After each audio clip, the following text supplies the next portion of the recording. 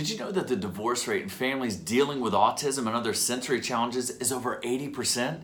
And in the course of one generation, autism has gone from like 1 in 10,000 kids to 1 in 38 boys. We're seeing this meteoric rise in things like autism and ADHD and sensory challenges, even anxiety in 5-year-olds.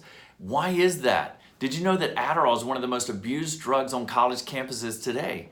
In fact, in a recent government survey, they found that almost upwards of a third of all college students have used Adderall without a prescription. And the fact of the matter is you can't abuse something that's good for you. There are side effects, there's ramifications to these drugs, and we need to start asking ourselves the tough questions. Why? Why being one of them? And more important than asking, we need to answer them. We need to get to the root cause of these challenges, and that's exactly what we do in this practice and at this workshop coming up soon.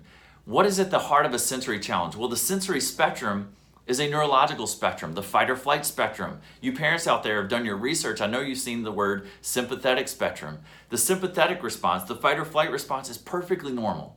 It's perfectly appropriate in many situations.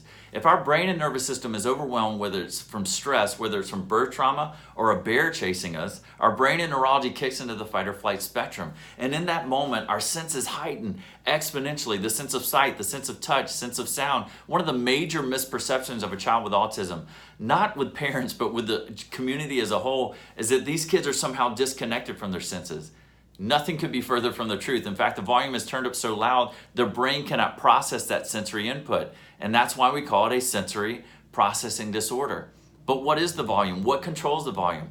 The brain and neurology does. And in our practice, we measure these things. We never guess.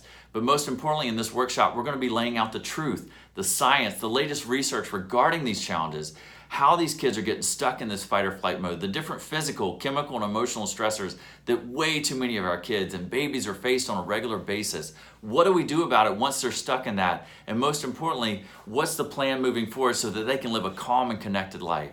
You should have questions. You're an amazing parent.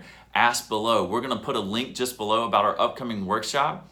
I look forward to connecting with you soon, where we're going to answer those questions. The most important question of them all, why?